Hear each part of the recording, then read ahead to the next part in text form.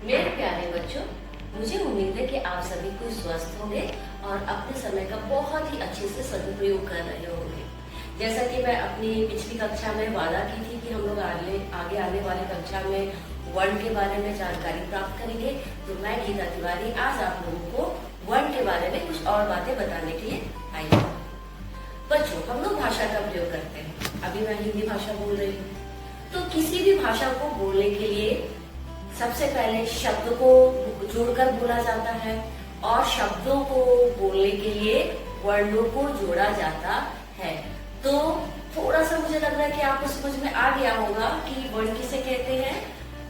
वर्ण किसी भी भाषा की सबसे छोटी और मूल इकाई को हम लोग वर्ण कहते हैं। जैसे क, ख, ग, ख, अंग, ये हिंदी भाषा के वर्ण हैं। इन वर्णों को जोड़ जोड़कर हम शब्द बनाते हैं और शब्दों को जोड़ जोड़कर हम वाक्य बनाते हैं। ठीक है, तो वर्णों की परिभाषा आप हमारे साथ लिखिए। परिभाषा परिभाषा किसी भी भाषा की सबसे छोटी और मूल इकाई को हम वर्ण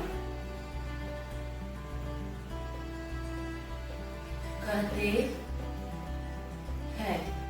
जैसे अ, आ, ई, क, ख, ग।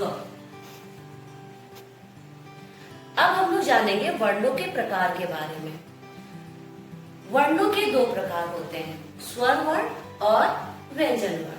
अब आपके दिमाग में प्रश्न आ रहा होगा कि जब सारे वर्ण हैं तो उनके दो प्रकार क्यों होते हैं। ये इसलिए होता है क्योंकि वर्णों की थोड़ी सी उनकी प्रकृति थोड़ी बहुत अलग होती है, जिसकी वजह से उन्हें हम दो भागों में विभाजित कर देते हैं। ठीक है, तो जो स्वर वर्ण होते हैं उसको उच्चारण करते समय हम ध्यान देते हैं कि जब हम स्वरों का उच्चारण करते हैं तो देखते हैं कि हमारे मुख से हवा बाहर की ओर निकलती है। आप देख सकते हैं खुद से भी बोल के, जैसे अ, आ, इ, ई, उ, आदि। और जो स्वर वर्ण होते हैं उनका उच्चारण स्वतंत्र होता है, वो किसी के साथ मिलकर नहीं बोले जाते हैं। परंतु जो व्यंजन वर्ण होते हैं उनका जब हम उच्चारण करते हैं तो हम देखते हैं कि जितने भी व्यंजन है, क से लेकर ज्ञ तक जितने भी व्यंजन है उन सभी में अ जुड़ा हुआ है। आप उच्चारण करके भी देख सकते हैं। क के अंत में क्या है? अ। ख के अंत में क्या है? अ। ग के अंत में है अ। तो व्यंजन वर्ण जो होते हैं वो स्वरों के मेल से बने होते हैं।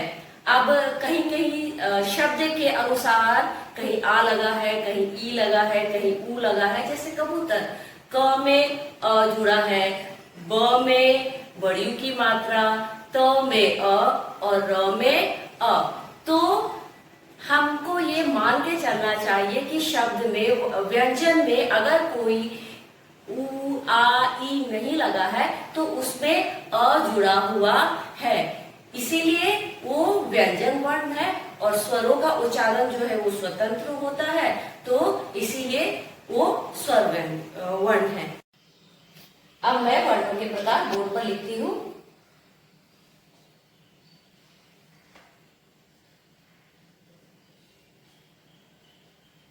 वर्णों के प्रकार। वर्णों के दो प्रकार होते हैं। पहला स्वर, जैसा कि मैं पहले बता चुकी हूं, स्वरों का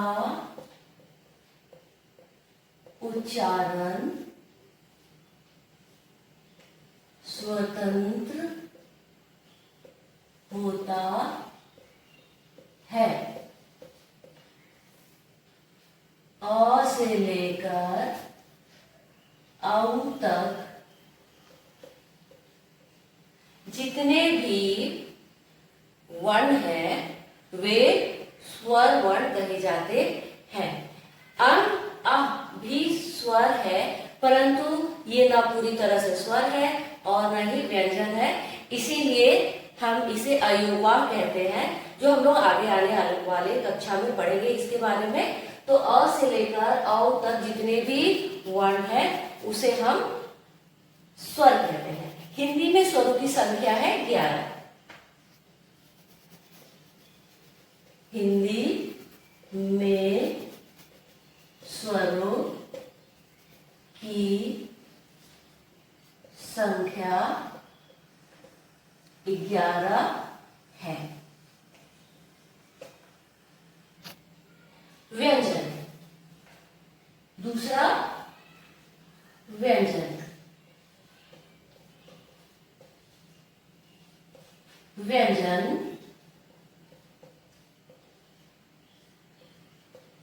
स्वरों की सहायता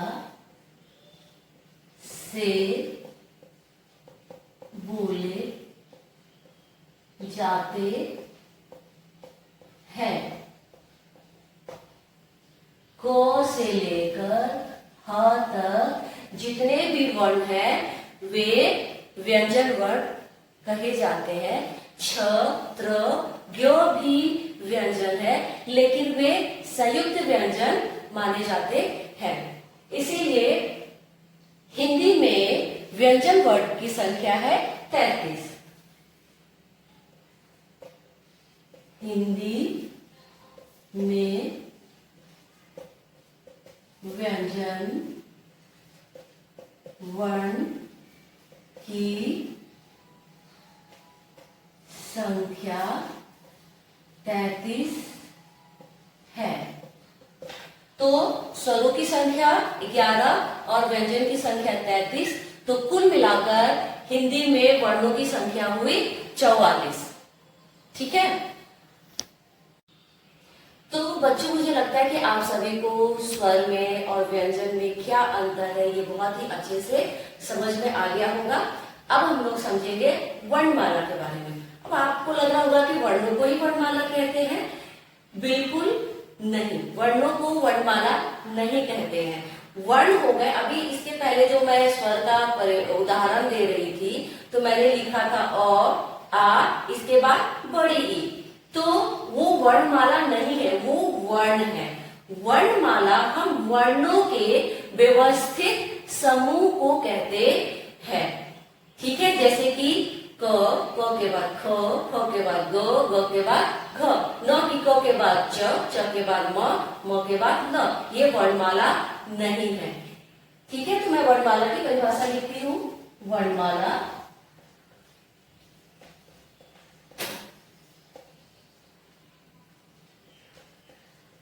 वर्णों के क्रम वध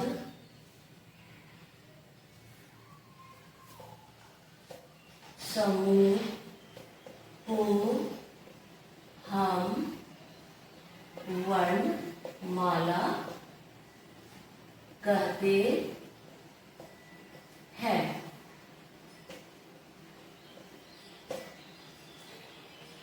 तो अगली बार मैं आप सभी के सामने फिर से कोई नई जानकारी, कोई नया पाठ लेकर आऊंगी। तब तक आप अपनी व्याकरण पुस्तिका से इस पाठ का अच्छे से अध्ययन करें। स्टे से स्टडी हार्ड।